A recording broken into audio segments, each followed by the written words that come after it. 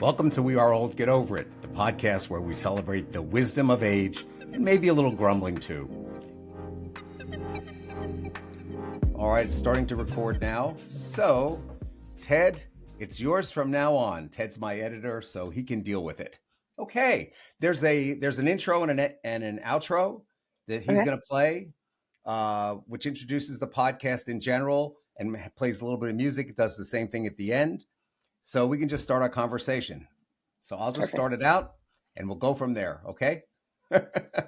Sounds good. Smile. Okay. Well, welcome to the podcast. Today I have the honor of having a nice young lady speak to me. It's unusual because the nice young ladies usually don't speak to me.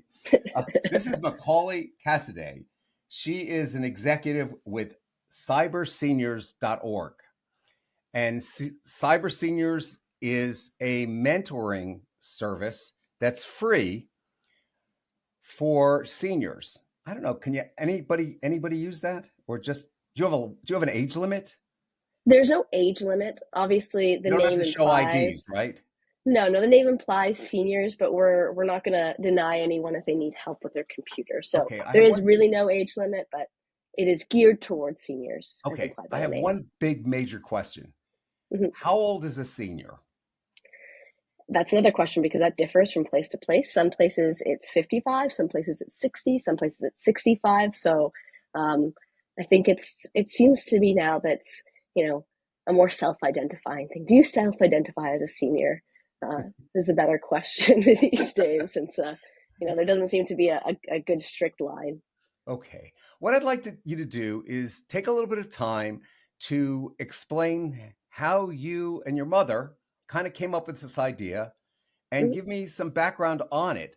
I'll mention now, and I just want to say to the listening audience that all the information that we're going to discuss today is going to be on our website. And the website for CyberSeniors is cyberseniorsoneword.org. Is that correct? That is correct, yeah. Okay, girl, it's all yours. All right. So CyberSeniors was founded, we became a nonprofit back in 2015, but really the whole journey started quite a bit earlier than that. When I was in high school, I grew up in Toronto and in Canada. I don't know if this is the same in the States, but in order to graduate high school, we have to complete 40 hours of community service. You won't get your high school diploma. It's very popular in the high schools here also, that they have to do some kind of public service, yes. Yeah. So we had to do our hours. And so we were trying to figure out what to do, me and my sister. And my mom had always worked in healthcare and specifically worked with a lot of nursing home and seniors homes in Canada. So we kind of decided that we were going to go to a retirement home and teach folks how to use computers because we just got my grandparents on computers and they were using it to Skype was the big thing at the time, to Skype, my cousin who lived all the way in Ireland. And we just thought it was really great that they had that. And we wanted to make sure that other people had it because we knew that it wasn't the norm. So we decided to go in and start doing some volunteering and try to teach folks how to use computers, the internet. And then my other sister, who was just getting into film at the time, decided to come and film some of it. And, when she was filming, she realized it was just like, there was a lot of really funny moments. It was really kind of entertaining and there was a lot of heart in it. So she decided that she wanted to create a documentary out of it. So, and I saw the documentary, by the way, yes. And it was really good. Yeah. So her and my mom kind of came together and put together that documentary, and that documentary came out and did quite well. And then from the documentary, that's actually where the nonprofit started. So I know when they were down in the States, I think in DC, they were talking to some folks about the documentary, and I think someone just suggested to them, have you ever thought of creating a nonprofit out of this? This could be a great program to expand. So that's what happened, and we continued the project into a real life nonprofit. We started out doing a lot of in-person here and there programs, so providing training and doing smaller cyber seniors programs in different cities and states. And then when the pandemic hit, obviously all of that got shut down immediately. And so we moved everything online and we grew in a huge way during the pandemic. So we decided we were going to start doing over the phone, one-on-one tech help, daily tech webinars, and create all of these online resources that people could access remotely to try to get more comfortable and better at using the internet and all the tools that come with it. And so we've been doing that online version of this since the pandemic. We've gone back to in-person in a lot of ways, but now we have this sort of hybrid program where we offer a lot of free programming on our site that anyone can access. Again, that's one-on-one over the phone, tech support, daily webinars, videos, and written how-to guides and all that stuff. And then we do some in-person programs here and there with the sort of different groups that we pair up with. So that's sort of our structure now. But yeah, that's the story of CyberSeniors pretty much. Okay. But we do. Go ahead. Yeah, I'm sorry. I didn't mean to I was interrupt. going to say we do use a volunteer model. So we train older adults how to use technology and the internet using youth volunteer mentors who we train on how to teach how to use technology. Okay. How to train and use psychology. Is that what you just said? Technology. Oh, I'm a bit of a technology. mumbler. You probably need some Yeah. psychology in there too. Okay. Yeah. So, as a senior, I bump into a lot of friends, and I was there with my wife, I think just today, trying to figure out how to take an X-ray and make it Mm-hmm. into it was it wasn't a JPEG, but we needed to do it as a JPEG, or we needed to Okay. send it to somebody. And we had to figure it out. And it takes a lot of time. And the technology changes. You have to remember that the people that listen to our podcast remember before there were ever computers. Okay. Yeah. So you may be smarter on the computers, but we remember what it was like without them. So Yeah. we definitely need help. So let's just say that I'm an individual that's living in my house and I get a brand new Apple phone as a gift, or my kids get me an Apple computer and I don't know what the heck to do with it. How do I get in touch with you? And how do you provide the mentoring to me or someone else? Right. So if it's an iPhone, it's your only phone. You might have to figure out how to use the phone feature first because you will have to call us. Maybe you have a home line you can use, Don't be but you can smart. always Don't be smart. you can always call us. So we do have a toll-free number. It is 844. I might have to look it up before, so I don't I misspeak it. got it. It is 844-217-3057. How'd I do? perfect. Thank you for that. Just wanted to make sure. So you can always call us and reach out. And what we do is we will take a bit of an intake, ask you what you need help with. If it's something quicker you need help with, we'll try to help you on the spot. But if you just got a new phone, maybe you need a little bit more help. So we'll schedule you in for a one-on-one, and we'll pair you up with one of our mentors. They'll know exactly what you've asked for help with, and they'll get on the phone with you and walk you through, what you need help with. So if it's a new phone, the basics, how to turn it on, what are the swiping gestures, all of that. But And that's how where do you have them meet each other or just talk to each other on a phone, or how does that work? So it's all remote, so it's over the phone.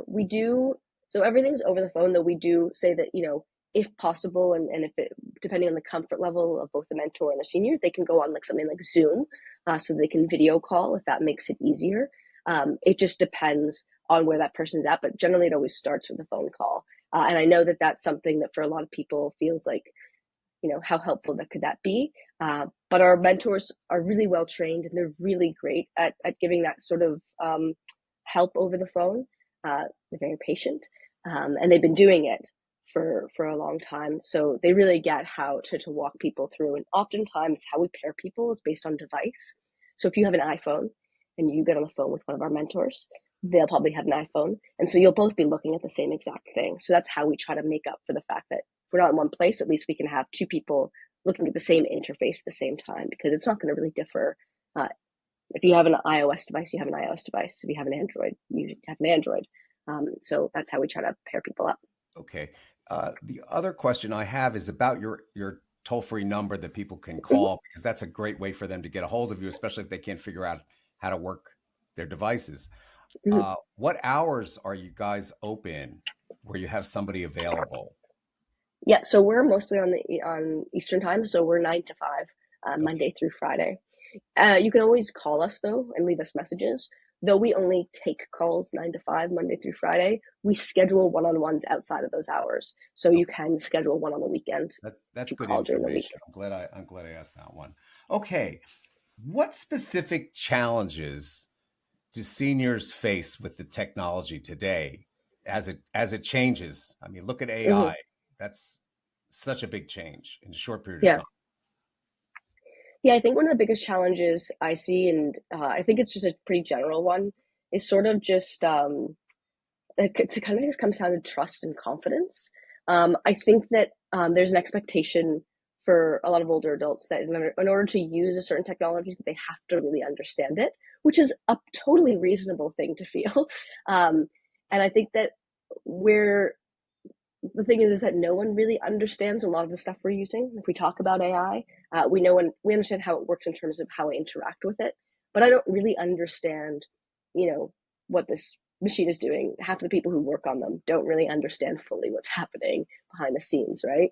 Um, and I think that is a big block for people. It's this kind of confidence. I have to know exactly what this thing is going to do, what it's supposed to do, how it works in order for me to do it.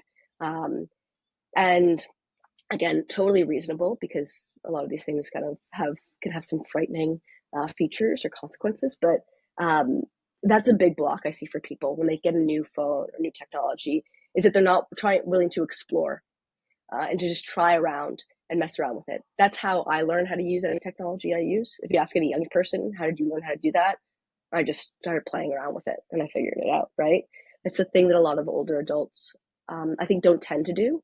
Um, and that's why I think it becomes harder. The technology itself isn't inherently confusing or difficult to use. Uh, it just takes getting used to, Exactly. um, and it takes taking that time to do it. And I think that's the big gap we see.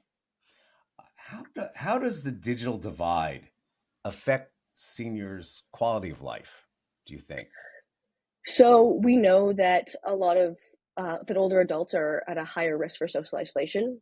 Removing the digital divide component from it completely, and then you put that on top of it, and that sort of compounds that. You have a higher risk for social isolation as more and more people are online and using technology. If you're not using technology, you're at risk of becoming even more socially isolated from your community. So that's a big thing.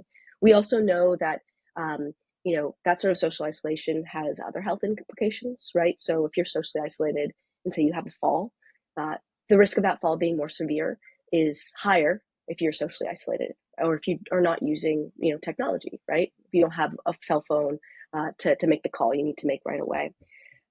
So things like that. But also, it's really great for your brain health, right? When you use technology, it makes you kind of participate in lifelong learning. And we know that with your brain, if you don't use it, you lose it. So it's really important on that front as well. Um, that keep that brain moving, using it, keep you social. That's a really important thing as well. Another question I have, Macaulay, is there's a lot of talk, and it seems to affect seniors more than anyone, scams. Mm, uh, where you're getting phone calls. It's even though you can get some service on your phones or on your computer saying this may be scam or it's an unknown caller, and you answer the phone. What should seniors be doing when they get that kind of contact, let's say on their smartphone? yeah. So I think the most important way we can protect ourselves, anyone, and including seniors, from any of that um, is just learn about what the scams are. Um, there's a ton of really common ones. They generally play on a really similar structure, though the narratives may change, right? It might be the IRS, it might be, your grandchild's in trouble. They all basically use the same tactics. So we have a lot of services that talk about that, those kind of phishing and phishing scams, that they can learn about some of those signs. But once they know about it, the best way you could ever deal with any sort of online scam is as soon as you suspect that phone call is a scam, that text is a scam, that email is a scam, walk away, delete it, don't interact. That's it. It's as simple as that. Hmm. You just don't interact with them. I But think first, that's you obviously I need to think know the that's very signs. I think that's very important for Hmm. people to understand because they get drawn in. And what are the things that are going on where they say they call an older person, they say your your granddaughter needs money, Yes, she's the in grandparent jail. scam. What's Yeah, that called? it's called the grandparent scam. Yeah. It's a subset of like relationship scams. So, any sort of relationship scam, including the grandparent scam or romance scams, will play on emotion. Uh, so they'll present a situation that gets you emotional, potentially scared. You can't think straight. And they prey on that sort of sense of urgency to get you to act and do things that you wouldn't otherwise do, right? You wouldn't otherwise, take out $10,000 in gift cards in a normal situation. Right. But you're so scared and worried, and they make it so believable that you do. So that's generally what they tend to do. And it's hard because it is really believable a lot of the time. If you're someone who's fallen for one of those things, that's really no fault of your own. They're really, really good at doing these scams. But like I said, the best way we can protect ourselves is just knowing what the signs are, because you can't necessarily trust that what you're seeing is real or what you're hearing is real these days, which Mhm. is very frightening and very upsetting. Um, so, best thing is equip yourself with the knowledge, understand what scams are out there, what the common sort of narratives they're spinning are, so that you know that when you hear it right away, you go, I don't think so. And the biggest thing is always trust your gut. If it feels off, you don't need to act, just step away. Right. Don't give them any personal information. Exactly.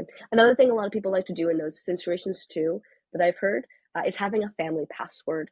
So something you've discussed in That's a person. great Uh, that's a and it's great just a tip. word or a question that you go, what's the family password? They don't know it. You hang up. That's it. End of conversation. That is a great thing. The only problem we have is being older is we might forget the password. Yeah. Well, Okay. maybe. Yeah. We can go on from that. Okay. Can you share with me an inspiring uh, conversation or experience you had with any of the seniors that have used your service personally, or a couple stories that somebody else has told you? Yeah. I mean, I remember one of the ones that I really loved was it's a couple of years ago now, but one of our seniors had always been on all of our sessions every day. And we sort of knew that her husband was suffering from Alzheimer's. And, sometimes we'd see him kind of wandering through the background. She talked about it quite openly. Um, but we had done this sort of series on telehealth, on how to use it and how to, talk to your doctor about getting set up on it and how it works. Um, and she'd been really struggling to go like make these appointments with him all the time. It was becoming more difficult all the time to sort of get him out the door and make those appointments. And we had this meeting, this session or webinar talking about telehealth, all the ways it can be used. And so she went to her doctor and talked to them a bit about it. And the doctor went, well, I didn't think to offer it, because I just didn't think, it'd be something that I think like basically someone of your age would be interested in using, right? Using that sort of telehealth method to try to do our appointments. Um, but because she was able to have that conversation, they were able to get all that set up. And she was just so happy because she was just, so relieved. It just made her life so much easier. That was just one less struggle, one less thing that was, making an already obviously stressful situation so much more stressful every day. So stories like that are really something that I love to point to. Um, it's not all the time about, being on social media and, these kind of silly things. There are really, really important implications to being able to connect and to be able to use this technology. It can really improve our lives, make our lives easier if we have the tools and know what's there to help us.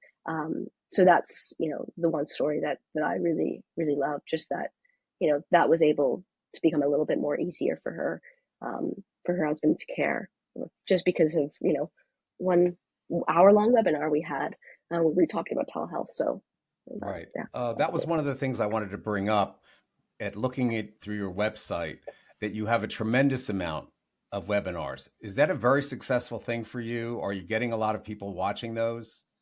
And those can be yeah, found on your website, correct? yes. So we run them live every day, and then everyone gets recorded, edited, and posted. So yeah, we have a lot. And it seems from our numbers that a lot of people do access them. So I think for us, we understand that there are people who really want that one-on-one sort of help, and there's other people who like to learn in a more maybe isolated way on their own. Hmm. And so that's why that's there. They can go on those videos, they can watch them and take their time. So it's something that a lot of people seem to really love and like to use. I know that's a way that I learn a lot. I learn a lot through YouTube videos. So, um, yeah, yeah, we have a lot of people accessing those and And liking them. And yeah, there's a I million different noticed. topics, basically. I noticed that a lot of your webinars are on YouTube. I guess that's your main source of getting that information out there, Hmm. correct? Yes. And give me an example of a couple of the topics that that have been discussed on your webinars recently, if you can remember. Um, yeah. Yep, Let you can me. look. Well, You can look. It's okay. yeah, I'll have to look because I'm not. I don't run those webinars That's all per right. se. So we go back and forth, and generally we have a theme per week. So sometimes we do stuff that's more complicated. Sometimes we go back to the basics. So this week we're kind of focusing on some basics. So we're doing like understanding like your keyboard function keys. So all the shortcuts on your keyboard if you're on a computer, how to use them, how to access any of those shortcuts. Um, but we're also looking at how to sign and edit PDFs. So if you have a, sorry, let's get. We'll block that out. Don't worry. Go have Okay, another so drink. yeah, Is that vodka you're drinking? No. it's a Cosmo. Oh yeah. Very Okay. tall one. Yeah. um, we did a session how to sign PDF forms. We had a lot of seniors needing to sign forms a lot of Right. the time. The PDF forms, they want to be able to know how to do it. So that's what we've done this Okay. week, for example. But we do a lot of cybersecurity stuff as well. Some funner stuff too. It's not just all serious. What are some inexpensive devices that are friendlier for seniors to use? Yeah, Like so there are, yeah, go ahead. I was going to say, I'm giving you a minute so you can cough a little bit more. Go ahead, drink. uh, I'm thinking about like the difference between a smartphone and a non-smartphone, a not intelligent phone, like a flip phone, something like that. Is that how do how do we convert people over from one to the other? Yeah, so there are a lot of devices. There are devices that are specifically geared towards seniors, things like the GrandPad and stuff, which are like these simplified versions of a tablet that only have a few features, which I don't love because I think they're kind of infantilizing, to be honest. Mhm. And I think that you know a lot of our devices can be used by anyone, and it's just a matter of taking the time to teach people. Um, but in my opinion, yeah, making that move can be difficult. I think that uh, smartphones, but specifically tablets, tend to be an easier thing for a lot of people to approach. The issue with a smartphone is that it's just quite small. So if you do have any sort of vision impairment, which is not unusual as we age, then it can just be a bit more difficult to use. But the touch screen is actually really great. So the tablet kind of bridges the area between the smartphone to the computer. Um, so tablets are really great. Um, they do have a lot of really great accessibility features. We can always make things bigger, smaller, but the sort of simplicity of it's just a touch and go sort of experience rather than having to use a mouse or trackpad or any other features. So I Is it always suggest tablet? tablets. Yeah. Which tablets would you recommend as? And we're not promoting anybody's tablets here, Yeah, but so which one have you found to be best for seniors? Unfortunately, the most expensive is probably the best one. It's the iPad. I think the iPad is the most intuitive sort of um, interface there is for a lot of older adults. There are great Android tablets. My only issue with some Android tablets is that from device to device, the interface does differ a bit. So it's sometimes harder to find resources or guides that look exactly like what you see, unless you have like the Samsung Galaxy, which is a very, very popular one. You will have more resources on it. Um, but I would say that the iPad is probably the best one. Apple does offer a lot of really, really great accessibility features. And yeah, I hate to promote one or the other, but it is just it has I, great accessibility I features. understand. The AI assistant is awesome. But Androids are really catching up. They do have the same accessibility features. They have the Google Assistant, which is also great. So it's just a matter of where you're at. Both have great features, and we're willing to help with whichever one you have if you get one and you need the help. So I have another question on another subject.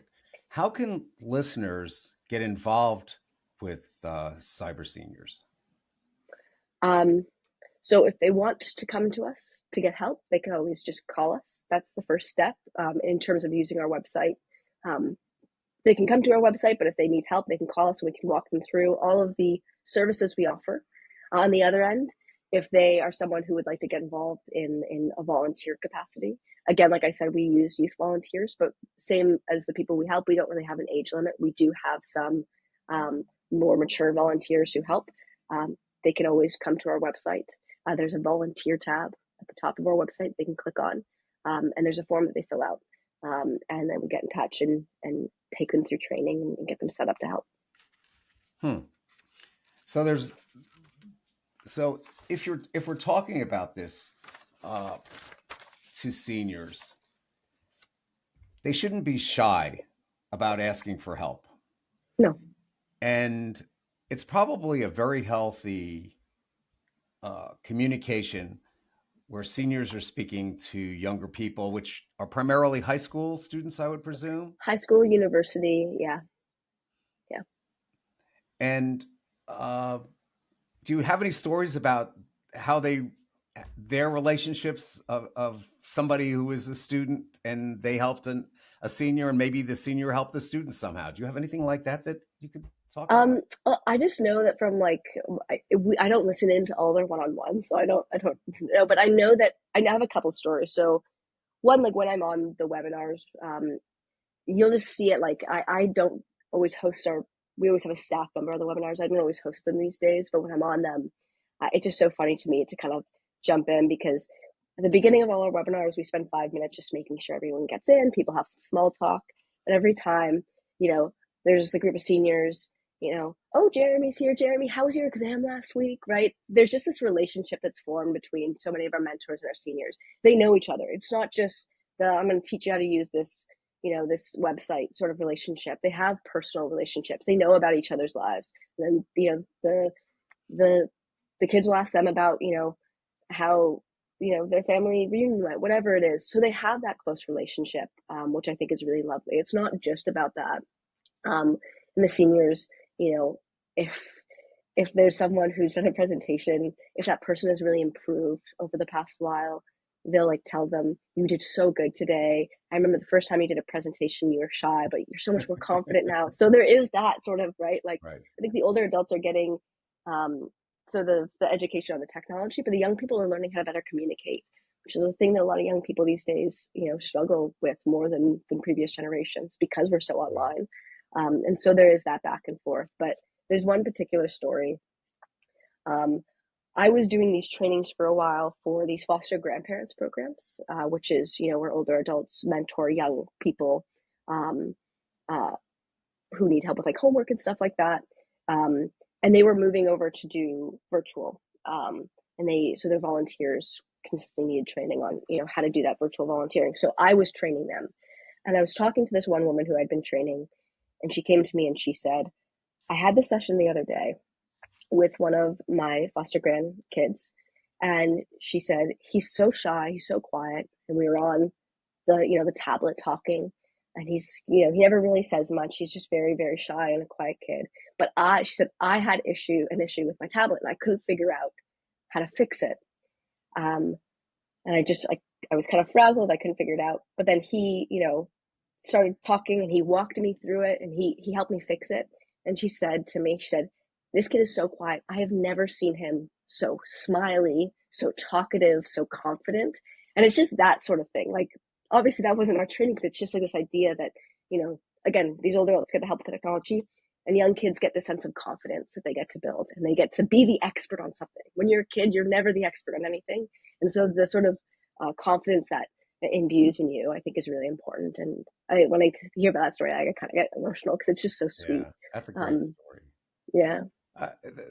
Part of getting old and part of being young nowadays is isolation, Mhm. uh, where we spoke a little bit about seniors that are isolated, and it's good for them to have someone to speak to, Mhm. and vice versa. It's good for some younger people to have someone to speak to when they're not competing with each other, but they can have stories about what their Mhm. lives are about, which are totally different. Where a Yeah. senior could speak about, oh, yeah, I remember when I was your age, I did this and that. And I think that's really beneficial to your mentors. It's just funny that Yeah. when you think of a mentor, you think of somebody who's aged and wise. Yeah. And now we think of mentors in your organization as young with the ability to do things that the wiser people can't do or Yeah. need to do. Yeah, it is. It's, it's framed as like this is that one way relationship. As I said, it's really not that one way relationship. Each each individual is really learning and getting a ton out of the experience. Um, Exactly. and I think that's like the beauty of that sort of intergenerational relationship and that the program in that way. Let's talk about some of the apps that seniors should know about. Mhm. What would you Yeah. suggest? So I think that, we know the basics, right? To being able to use our email and Zoom, but I think other ones that are really important for people to know about. Um, I think especially in this sort of telehealth space is really important. There are apps that help you like remember your medication, right? So you can have medication reminder apps. There's a bunch of great exercise apps. Like I like to use the Map My Walk app. Hmm. There's also a Map My Run app if your joints still allow it. But there's a Map My Walk app. It helps you find other routes people in your community have been taking, find new paths to take, and track your walking progress from day to day. So things like that I think are great. Again, just great ways to bring technology into the health space so we can better track our health, which again becomes so much more important, is always important, but obviously increasingly important as we age. So things like that. I also think that um, a lot of things that a lot of older adults don't know about are apps like the Libby app, which is it's a library app Yes. basically. If you have a library card, you can connect your library card to it, and you can get access to digital versions of all your local library's books as well as ebooks, so audio books that you can listen Mhm. to. Um, and that's one that a lot of people don't know about, but I think it's a great one. It's a great way to access Good those advice. resources. Yeah. That's good advice. I'm trying to Let, think of other ones, let me but yeah. just mention, you can think about this for a second, but just let me mention a couple of things. Uh, when we finish this podcast, we will place a blog on our website, which is weareoldpodcast.com. And on there will be all the things that we've said and discussed, except for coughs and drinks, hopefully. Hopefully. So you can always refer to the podcast to our website for that, and uh, and the information will be there in a blog form. Let's talk about TikTok a little bit, okay? Uh, What should seniors be doing? Should they go on TikTok? I mean, we're talking about whether or not they should go on TikTok as a viewer, or maybe some of them want to get on TikTok as a performer, or I don't know what they call them, but an influencer. yeah. An influencer, a Let's talk TikToker. about that a Yeah. little bit. Yeah, so I've been on off of TikTok in terms of watching it because it's very entertaining, but sometimes too entertaining. You can lose some hours on it. um, but it's a very cool platform. Um, it's obviously the one that a lot of young people are gravitating towards. It's sort of flipped how we use some of these like online social media platforms on their head. Um, but when you go on, there's just tons of videos for anything you're interested in. If you're interested in, dances, if you're interested in comedy skits, if you're interested in politics, it's all there for better or for worse. Um, but if you want to post, it's also a pretty simple thing. There are a lot of older adults on TikTok, uh, and they do quite well. It's its own subset of genre, and Of that's course. very popular on TikTok. Older adults doing comedy sketches or dances or whatever it is on there. But it's a very fun platform.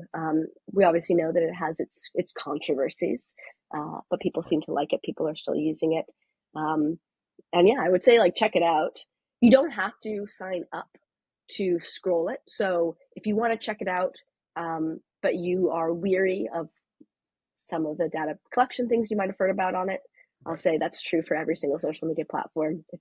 TikTok is not unique, and I wouldn't honestly assume that it's any worse than Facebook or Instagram or X or any of them. But you can download the app.